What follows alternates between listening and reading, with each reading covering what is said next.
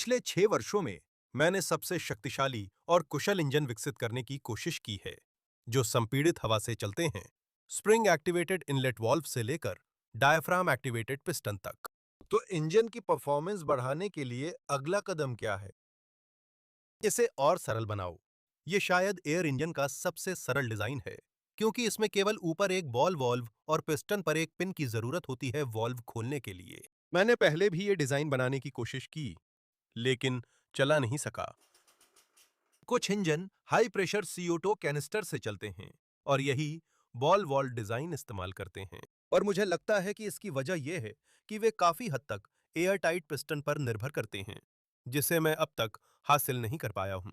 Piston के ऊपर बढ़ते ही वो वॉल्व खोलता है, जिससे सिलेंडर में हाई प्रेशर हवा भरती है।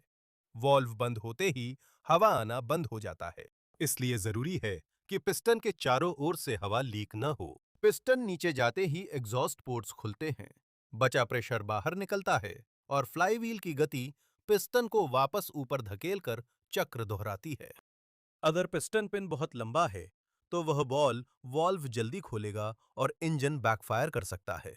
इसलिए बॉल वॉल्व को चक्र में देर से खोलना चाहिए।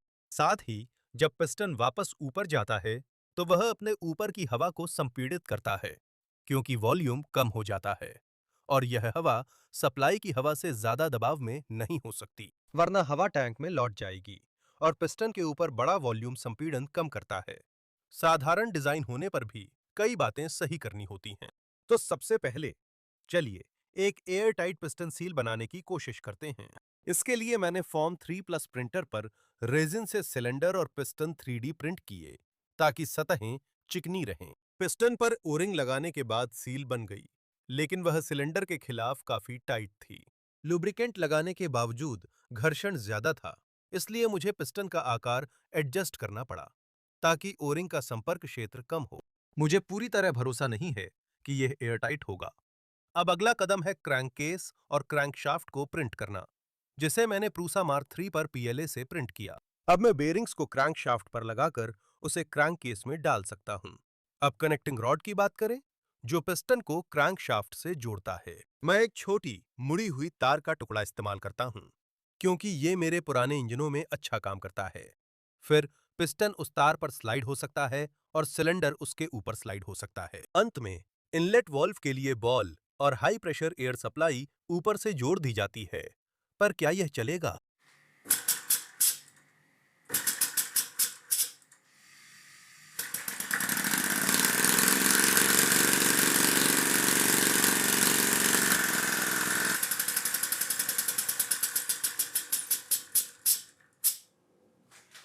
मुझे नहीं लगा था कि पहली कोशिश में ही काम हो जाएगा। अभी कुछ दिलचस्प देखा। जब प्रेशर लगभग 60-70 पाउंड फोर्स प्रति वर्ग इंच था, तब ओरिंग बिल्कुल भी सील नहीं कर रहा था। लेकिन अब यह 80 पाउंड फोर्स प्रति वर्ग इंच पर है। जब मैं पिस्टन को ऊपर तक धकेलता हूं, तो यह सील कर जाता है। शुरुआत में यह लीक करता है और फिर दबाव के कारण ओरिंग फैल जाता है और वास्तव में दीवार के साथ सील कर देता है। यह इंजन 80 पाउंड फोर्स प्रति वर्ग इंच से कम दबाव पर नहीं चल सकता। मैंने एक थोड़ा बड़ा, कम घर्षण वाला नया पिस्टन प्रिंट किया है। यह ओरिंग को बहुत कम दबाव पर भी सील करने की अनुमति देता है और इंजन इतनी साधारण बनावट के बावजूद हैरान करने वाली अच्छी तरह चलता है। इंजन में अतिरिक्त लुब्रिकेंट भरकर इसे बेहतर किया जा सकता है। हम एग्जॉस्ट से निकलती हवा साफ देख सकते हैं और क्योंकि ओरिंग को सील करने में एक पल लगता है, पिस्टन के पास से और एग्जॉस्ट से बाहर काफी मात्रा में हवा बेकार चली जाती है। तो इसका समाधान क्या है? मैं अपना खुद का पिस्टन सील बनाने जा रहा हूं। इस नए पिस्टन सील के ऊपर एक फ्लैंज है, जो उसके ऊपर के दबाव के अनुसार फैलता और सिकुड़ता है। जब वॉल्व ऊपर बढ़ता है, तो पिस्टन के चारों ओर हवा बहती है। वॉल्व खुलने पर हवा का दबाव इसे फैलाकर सिलेंडर पर सील कर देता है। आशा है ये सील ओरिंग से बेहतर होगी। मैंने 3D मोल्ड्स प्रिंट किए और 2 पार्ट सिलिकॉन खरीदी है। ये रेजिन गोंद की तरह है। बस दोनों हिस्से मिलाकर मिक्स करें, फिर धीरे धीरे सिलिकॉन मोल्ड में डालें और एक तरफ से फैलने दें, ताकि हवा ना फंसे। अगले दिन मैं कुंद चाकू से सील्स को मोल्ड्स से निकाल सकता हूं और ये अच्छे दिखते हैं। लेकिन क्या ये काम करेगा? ये काम करता है, लेकिन इसमें ज्यादा लुब्रिकेंट चाहिए। अच्छी बात है कि इनलेट वाल्व खुलते समय पिस्टन के चारों ओर से कम हवा निकलती है। घर्षण कम करने के लिए कुछ डिजाइन बदलाव चाहिए। मुझे लगता है घर्षण इसलिए हो रहा है क्योंकि पूरी सील सिलेंडर से टच कर रही है, सिर्फ फ्लैंज के ऊपर वाले हिस्से से नहीं। तो ये नया डिजाइन किया गया सील है जो नीचे की तरफ टेपर किया गया है, और मुझे उम्मीद है कि अगर पूरी सील फैल भी जाए तो भी नीचे वाला हिस्सा इतना नहीं फैलेगा कि सिलेंडर से संपर्क करे। मैंने देखा कि पुरानी सील में कई बुलबुले थे, संभवतः मिक्सिंग के कारण।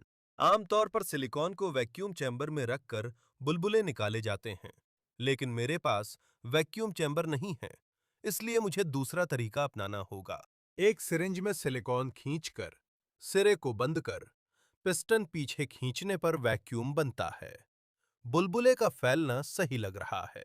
कुछ मिनट बाद मैं हवा अंदर आने देता हूं और सिलिकॉन में बुलबुले नहीं दिखते। सिरिंज से सिलिकॉन मोल्ड में डालना भी आसान होता है। अगले दिन मैं सील्स को हटा सकता हूं और देख सकता हूं कि मेरी सस्ती वैक्यूम तकनीक काम आई या नहीं, जो कि बुलबुलों की कमी देखकर साफ पता चलता है कि यह वाकई में काम कर गई। इंजन अभी भी चल रहा है, लेकिन स्लो मोशन फुटेज देखें तो सील उम्मीद से ज्यादा फैल रही है और सिलेंडर से बड़ा संपर्क क्षेत्र बना रही है। लगता है सील के लिए थोड़ा कम लचीला मटेरियल चाहिए। ये नया रबर मटेरियल शोर हार्डनर स्केल पर काफी ज्यादा है। जहां पिछला सिलिकॉन गमी बियर जितना सख्त था, ये पेंसिल के इरेजर जैसा है। लेकिन मुझे जल्दी ही पता चल गया कि इससे इसे मोल्ड से निकालना भी बहुत मुश्किल हो जाता है, भले ही इसमें ये रिमूवल टैब्स जोड़ दिए गए हों। आखिरकार मैंने एक को बाहर निकाल ही लिया और उसे टेस्ट भी कर लिया। यह बहुत सख्त था और इंजन को चलाने के लिए करीब 80 पाउंड फोर्स प्रति वर्ग इंच चाहिए था, जैसे ओरिजिनल ओरिंग डिजाइन में था। मैंने सॉफ्ट सिलिकॉन और हार्ड रबर से कई पिस्टन सील्स टेस्ट किए, पर अच्छा नतीजा नहीं मिला। तभी मुझे याद आया, इसे रिसर्च और डेवलपमेंट कहा जाता है, जबकि मैं अब तक सिर्फ डेवलपमेंट पर ध्यान दे रहा था। तो एक दिन मैं ईबे पर स्क्रॉल कर रहा था और मुझे ये मिला, ओरिजिनल एयरहॉक्स स्काई शार्क हवा से चलने वाला विमान। शार्क्स की बात करें तो इस वीडियो के स्पॉन्सर हैं सर्फशार्क वीपीएन।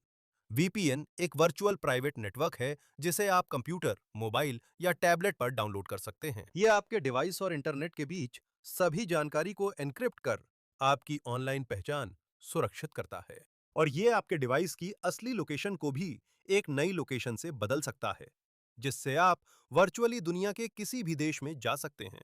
इससे आप अपनी वर्चुअल लोकेशन बदलकर अन्य देशों की स्ट्रीमिंग सर्विसेज और लाइब्रेरीज एक्सेस कर सकते हैं। वे शोज देख सकते हैं जो आपके क्षेत्र में नहीं मिलते। सर्फशार्क आपकी ऑनलाइन गतिविधियों की निगरानी या ट्रैकिंग नहीं करता, लेकिन इसे इस तरह सेट किया जा सकता है कि अगर आपकी कोई जानकारी, जैसे कि आपके पासवर्ड्स, कमजोर सुरक्षा वाली वेबसाइट्स के जरिए लीक हो जाएं, तो ये आपको अलर्ट कर दे। इसलिए आपको सर्फशार्क वर्चुअल प्राइवेट नेटवर्क के लिए साइन अप करने पर विचार करना चाहिए। अगर आप टॉम स्टैंटन का प्रोमो कोड या डिस्क्रिप्शन लिंक इस्तेमाल करें, तो साइन अप पर 3 महीने मुफ्त मिल सकते हैं। आज ही सर्फशार्क देखें। यह खिलौना बिल्कुल नया है क्योंकि इसे पैकेज से नहीं निकाला गया, जो 25 साल पुराने खिलौने के लिए हैरानी की बात है। ऐसा खिलौना मैंने बचपन के बाद नहीं देखा। मेरे पास इसका बाद वाला वर्जन था, क्योंकि जब ये मॉडल आया मैं सिर्फ 3 साल का था। इसी से मेरी कंप्रेस्ड एयर इंजन यात्रा की प्रेरणा मिली। मुझे जल्दी एहसास हुआ कि मैं 6 सालों से गलत था। 2017 में मेरा पहला 3D printed air engine air hawks के डिजाइन पर आधारित था, या जैसा मुझे लगा कि ये काम करता है। आइडिया था कि पिस्टन के ऊपर छोटी स्प्रिंग इनलेट वाल्व को तब तक खुला रखेगी जब तक पिस्टन नीचे जा रहा है। यह डिजाइन बहुत साधारण था, लेकिन स्प्रिंग जल्दी खराब होने से इसमें विश्वसनीयता की कुछ समस्याएं थीं। It seems the piston seal is far thinner than any of my हालांकि असली एयरहॉक्स इंजन को देखने के बाद स्प्रिंग वाकई में वहां है, लेकिन पिस्टन पर यह दिलचस्प सील डिजाइन भी है। सही से देखने के लिए कि असल में क्या हो रहा था, मैंने कुछ फ्यूजलाज फोम हटा दिया क्योंकि वो हॉट ग्लू से चिपका हुआ था और साथ ही ओरिजिनल बोतल भी निकाल दी। फिर मैं 3D प्रिंटिंग से थ्रेडेड अडाप्टर बनाकर इंजन को कंप्रेसर एयर से चला सकता हूँ। Be worth pursuing further. इसे एक और ब्रैकेट से फिक्स किया जा सकता है ताकि स्लो मोशन फुटेज ली जा सके। सोचिए, मैं पिस्टन स्प्रिंग के बारे में गलत था, यानी मेरा पहला इंजन यूनिक था, लेकिन मेरा नया एयर इंजन असल में 25 साल पुराने एयर हॉग्स डिजाइन की कॉपी है। मैं इंजन खोलना नहीं चाहता था क्योंकि टूटने का डर था, लेकिन सिलेंडर में गंदगी चली गई जो इनलेट वाल्व में फंस गई और इंजन बंद हो गया, तो मुझे इसे खोलना ही पड़ा। लगता है कि पिस्टन सील मेरे किसी भी डिजाइन से कहीं ज्यादा पतली है और इसमें हार्ड रबर का इस्तेमाल हुआ है, जो उस पारदर्शी चीज जैसा है जो मेरे पास है। साथ ही पिस्टन कनेक्टिंग रॉड से सीधे नहीं जुड़ा, बस ढीला बॉल सॉकेट जॉइंट है, जिसे शायद मुझे भी कॉपी करना पड़ेगा। लंबी टेस्टिंग के बाद सिलेंडर की एक तरफ घिसाव दिखा, क्योंकि कनेक्टिंग रॉड पिस्टन पर ट्विस्टिंग लोड डाल रहा था। फिर मैंने थ्रस्ट टेस्ट रिग बनाया ताकि देख सकूं एयर हॉक का डिजाइन आगे बढ़ाना फायदेमंद है या नहीं। Gathered from the Airhogs engine and build our own. To create such a thin wall piston seal, I printed a positive mould of the seal and used silicon to create a negative mould. This means the final mould will be flexible, which not only helps with ये मेरे पिछले सबसे अच्छे diaphragm air engine का thrust data है, जिसमें अधिकतम thrust 1.18 Newton था और रन टाइम लगभग 60 सेकंड था। और ये एयर हॉग्स इंजन है। समझा जा सकता है कि ये बहुत कम पीक थ्रस्ट पैदा करता है, क्योंकि इसका प्रोपेलर मेरे पुराने इंजन में इस्तेमाल किए गए प्रोपेलर से काफी छोटा है, लेकिन इसका रन टाइम काफी ज्यादा है। ग्राफ के नीचे का क्षेत्रफल मापने पर इंजन का इंपल्स मिलता है, जो इसकी दक्षता दर्शाता है। मैंने पहले इसे माइल्स प्रति गैलन की तरह समझाया था, लेकिन असल में ये प्रति 2 लीटर बोतल 60 पाउंड प्रति वर्ग इंच पर थ्रस्ट समय है। इसका परिणाम हुआ 39.7 न्यूटन सेकंड का इंपल्स, जबकि तुलना के लिए मेरे पुराने इंजन का इंपल्स सिर्फ 24.6 न्यूटन सेकंड था। तो चलिए एयरहॉक के इंजन से मिली जानकारी का इस्तेमाल करके अपना खुद का इंजन बनाते हैं। पतली वॉल वाले पिस्टन सील के लिए मैंने पॉजिटिव मोल्ड प्रिंट किया और सिलिकॉन से नेगेटिव मोल्ड बनाया।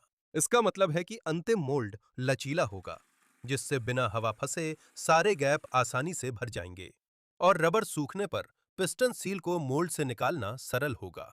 फिर सील को पिस्टन पर चिपकाया जा सकता है ताकि यह सुनिश्चित हो सके कि केवल फ्लैंज ही हिलेगा। और इस नए पिस्टन में भी कनेक्टिंग या नॉन कनेक्टिंग रॉड के बैठने के लिए अंदरूनी सॉकेट डोम है। एकमात्र समस्या ये है कि ये चलता नहीं है अभी तक। पिस्टन सील उम्मीद के मुताबिक फैलती है, लेकिन थोड़ी ज्यादा, इतनी कि वो लगभग अंदर बाहर पलट जाती है। जब मैं थोड़े मोटे डिजाइन पर काम कर रहा था, मैंने अगले दिन इंजन को फिर से टेस्ट करने का फैसला किया और देखिए, ये बिल्कुल सही तरीके से चालू हो गया। the old engine required this initial air storage section. मुझे लगता है रबर को सख्त होने में कुछ दिन लगते हैं, इसलिए पहली बार टेस्ट करते समय वह पूरी तरह सख्त नहीं था। ये पूरी तरह परफेक्ट नहीं है, लगभग उल्टा मुड़ता है, फिर भी अच्छी पकड़ और एयर टाइट सील लगता है। अब देखेंगे थ्रस्ट टेस्ट स्टैंड पर इसका प्रदर्शन कैसा है। Back after each cycle, and you can definitely hear the difference in performance. मैं बिना डेटा देखे भी कह सकता हूं कि प्रदर्शन अच्छा है, क्योंकि आरपीएम काफी ज्यादा है और हवा खत्म होने में लगभग 2 मिनट लगते हैं। ध्यान दें, यह ग्राफ मेरी सबसे अच्छा प्रदर्शन करने वाली एयर इंजन का है। यही नए इंजन का थ्रस्ट है। यह न केवल 56% अधिक पीक थ्रस्ट पैदा कर रहा है, बल्कि इसका रन टाइम भी लगभग दोगुना है, जिससे 73.6 न्यूटन सेकंड का इंपल्स मिलता है, जो लगभग 3 गुना अधिक एफिशिएंसी है। यह मुमकिन नहीं लगता, लेकिन अगर मेरी पुरानी इंजन को देखें तो साफ है कि उसे 2 स्टेज इनलेट वाल्व के हिस्से के रूप में शुरुआती एयर स्टोरेज सेक्शन क्यों चाहिए था। अगर इंजन में 60 पाउंड फोर्स प्रति वर्ग इंच दबाव जाता है, तो सिलेंडर में पहुंचते पहुंचते उसका वॉल्यूम दोगुना हो जाता है और पिस्टन को सिर्फ 30 पाउंड फोर्स प्रति वर्ग इंच दबाव महसूस होता है। डायफ्राम को खींचने में ऊर्जा बर्बाद होती है, जो हर चक्र बाद वापस आ जाती है। दोनों इंजनों को एक के बाद एक चलाने पर प्रदर्शन का फर्क साफ सुनाई देता है। As you can imagine, producing more thrust will result in lower efficiency, but just कई थ्रस्ट टेस्ट के बाद मैंने देखा कि पीक पावर कम हो रही थी। ऐसा लगता है कि पिस्टन पिन इनलेट वाल्व से तेज आरपीएम पर टकराने से घिस रहा है। तो मैंने पिस्टन को मेटल पिन इस्तेमाल करने के लिए मॉडिफाई किया और सील को ज्यादा मुड़ने से रोकने के लिए इसमें एक छोटा सा किनारा जोड़ दिया। इस नए इंजन ने वही पीक थ्रस्ट पैदा किया, लेकिन ये ज्यादा देर तक चला, जिससे जैसा कि आप अब तक अंदाजा लगा सकते हैं, एफिशिएंसी और भी बढ़कर 121.4 न्यूटन सेकंड हो गई। ये मेरे डायफ्राम इंजन से 5 गुना और एयर हॉग इंजन से 3 गुना ज्यादा है। बिल्कुल। अगला कदम है इंजन को प्लेन पर लगाना। लेकिन पहले मैं जानना चाहता हूं कि इससे कितना ज्यादा थ्रस्ट मिल सकता है। अगर मैं पिस्टन की ट्रेवल बढ़ा दूं तो क्या होगा? अब इस इंजन में पिस्टन की ट्रैवल पहले के 10 मिलीमीटर की बजाय 15 मिलीमीटर है, जिससे इसका टॉर्क बढ़ जाना चाहिए। जैसा कि आप सोच सकते हैं, ज्यादा थ्रस्ट पैदा करने से एफिशिएंसी कम हो जाएगी, लेकिन बस देखिए इस चीज का peak thrust 3.75 Newton peak thrust. ये लगभग 380 ग्राम वजन उठाने के बराबर है, जबकि मेरी पुरानी एयर पावर्ड प्लेन का कुल वजन 240 ग्राम था। ये उसे सीधे ऊपर उड़ाने को काफी है। रन टाइम कम है, सिर्फ 1 मिनट। फिर भी यह 91.6 न्यूटन सेकंड का इंपल्स पैदा करता है। तो अगला तर्कसंगत कदम है एक हल्का विमान बनाना और इंजन को इस तरह ट्यून करना कि एफिशिएंसी और थ्रस्ट का संतुलन बना रहे। लेकिन अगर आप अगली वीडियो में यह देखना चाहते हैं, तो आपको सब्सक्राइब करना पड़ेगा। देखने के लिए आपका बहुत बहुत धन्यवाद।